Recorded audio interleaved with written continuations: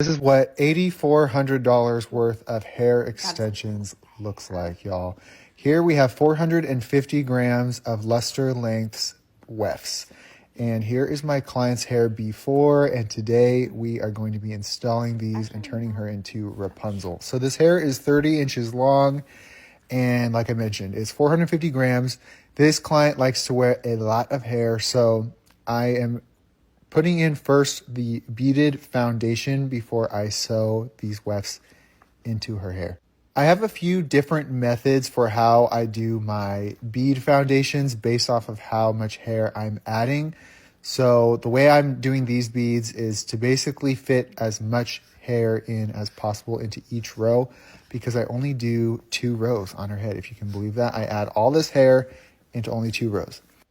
Now I do set aside about, I'd say 50 to maybe 75 grams of the hair to make some K-tips to fill in like her little front area. So to do that, I just cut off some hair off the weft, and then I'm melting down my Luster Lengths Italian keratin granules, which you can see in that little container there. And I use this little thin flat iron to create these little tabs that I can then cut down into the little keratin bonds here. So this product is my #1 seller because you can literally make K-tips out of anything.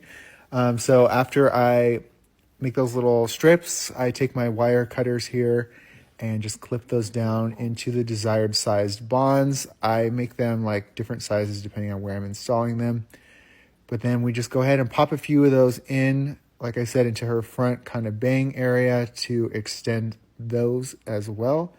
K-tips are better for areas like this because if you put a weft that high up, it would just show.